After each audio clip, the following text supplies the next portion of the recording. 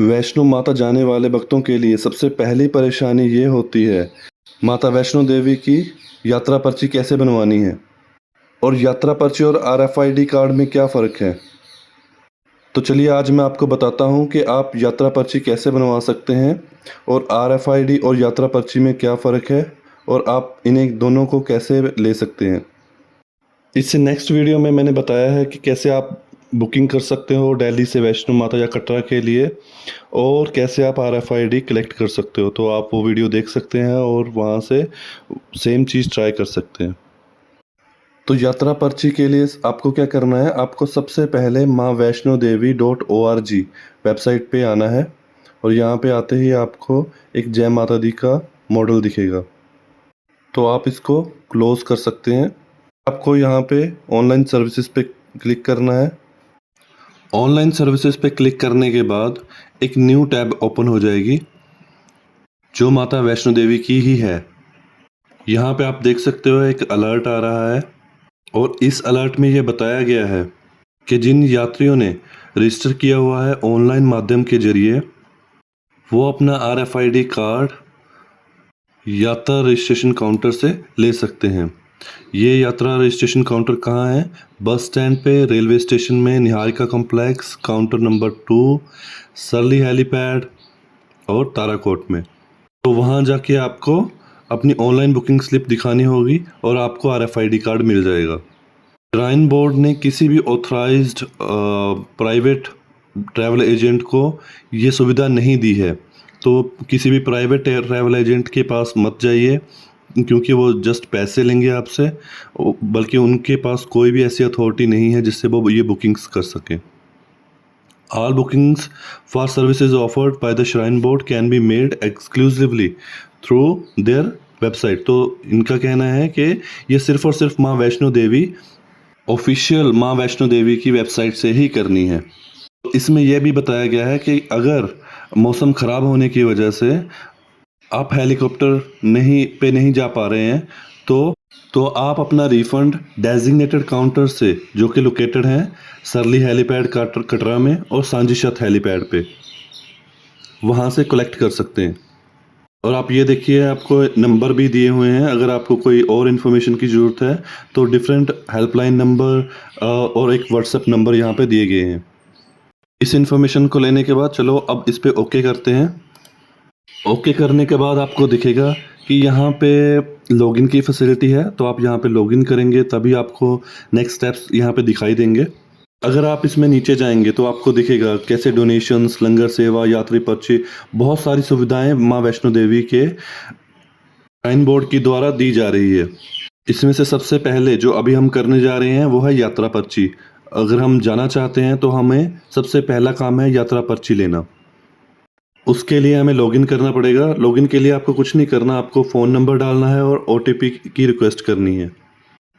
तो जब आप लॉगिन कर जाएंगे आपको यहाँ पे बहुत सारी फैसिलिटीज़ दिखेंगी जैसे कि रोप पे, हेलीकॉप्टर, बैटरी कार, एकोमोडेशन, यात्रा पर्ची। तो हमें सबसे पहले यात्रा पर्ची चाहिए। आप इस पर क्लिक करिए तो इसमें आप अपना नाम, number, email ID, address, country etcetera डाल सकते हैं।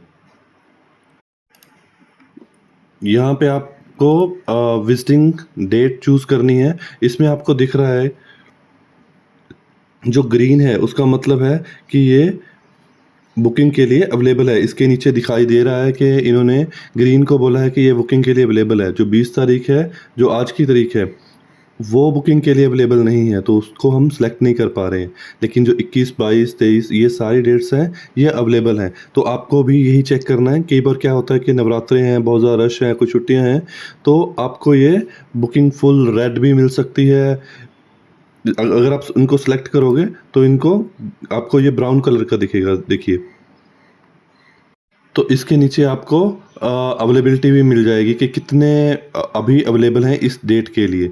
तो 6877 मेरे केस में अवेलेबल हैं इस टाइम पे।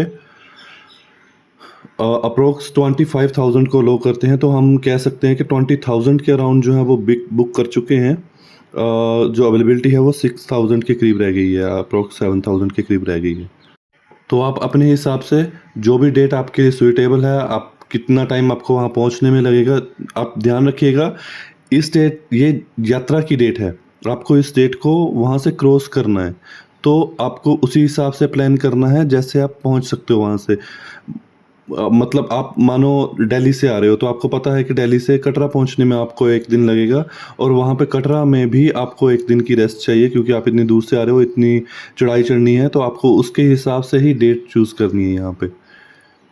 डेट चूज़ करने के बाद जितने भी पिलग्रिम्स आप आ रहे हो, आप और आपके फ्रेंड्स, आपके रिलेटिव्स, आपकी फैमिली, आप उनको यहाँ पे ऐड कर सकते हो, अपना नाम, उनका जेंडर, उनकी एज और उनका आईडी प्रूफ।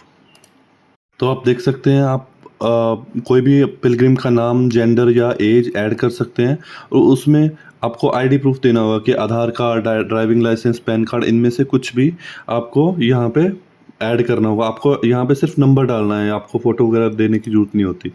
तो यहाँ पे आप नंबर डालोगे, तो ये करने के बाद यहाँ पे और भी अपने फ्रेंड्स, रिलेटिव्स उनका ऐड कर सकते हो। आपको क्योंकि मैंने अभी सबमिट नहीं किया है इसलिए मेरे लिए शो नहीं कर रहा। तो अगर मैं सबमिट करता हूँ यहाँ पे, तो साथ में यहाँ पे एक न्यू रो आ जाती। अगर आपका कोई और फ्रेंड आपके साथ जा रहा है तो आप उसकी डिटेल्स भी यहाँ पे ऐड कर सकते हो। तो आपको ध्यान रखना है, ये करने के बाद, सबमिट करने के बाद आपको एक प्रिंट आउट मिल जाएगा, एज ए पीडीएफ मिल जाएगा। तो आपको उसको प्रिंट आउट निकलवाना है और वो अपने पास संभाल के रखना है। उसको आप लेके जा सकते हो वैष्णो देवी, और वहाँ पे कटरा में आपको, जैसे मैंने पहले बताया, बस स्टैंड पे, रेलवे स्टेशन पे आप यात्रा पर्ची वाले सेंटर पे जा सकते हो। वहाँ से आप कलेक्ट कर सकते हो आरएफआईडी कार्ड। ये आरएफआईडी कार्ड क्या है? ये आपकी सुरक्षा के लिए आपको दिया जाता है। इसमें आपकी सारी डिटेल्स होती हैं, इसमें मैग्नेट्स होते हैं, तो ये आपको असाइन हो जाएगा।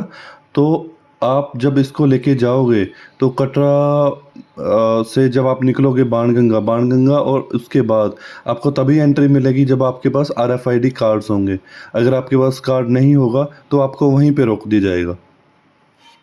तो दोस्तों, आपको ध्यान रखना है कि यात्रा शुरू करने से पहले आपको सबसे पहला काम है यात्रा पर्ची बनवाना, क्योंकि यात्रा पर्ची में आपको ये पता चलेगा कि कौन सी डेट अवेलेबल है और कब आपको जाना है वहाँ पे, और उसी के हिसाब से आपको सारी की सारी बुकिंग्स करनी है। वो बुकिंग्स करने के बाद, यात्रा पर्ची लेने के बाद आपको आरएफआईडी सेंटर पहुंचना है। सबसे पहला काम कटरा जाके क्या करना है, आपको आरएफआईडी सेंटर पहुंचना है और वहां से आरएफआईडी कार्ड कलेक्ट करना है। वहां पे आपको कुछ भी दिखाना या शो करने की ज़रूरत नहीं है। आपको अपना आधार कार्ड चाहिए और साथ में यात्रा पर्ची। ये 2 चीज़ें दिखाने के बाद आपको, जितने भी मेम्बर्स होंगे आप सबको वहाँ पे आरएफआईडी कार्ड्स मिल जाएंगे, और उसके बाद आपने जो डेट चूज़ की है उसके हिसाब से आप यात्रा शुरू कर सकते हैं। अगर आप वैष्णो माता जा रहे हैं तो भगवान आपकी यात्रा सफल करे। जय माता दी। दोस्तों, अगर आपको यह वीडियो पसंद आया हो तो लाइक और शेयर ज़रूर करें, और हाँ, चैनल को सब्सक्राइब करना ना भूलें। धन्यवाद।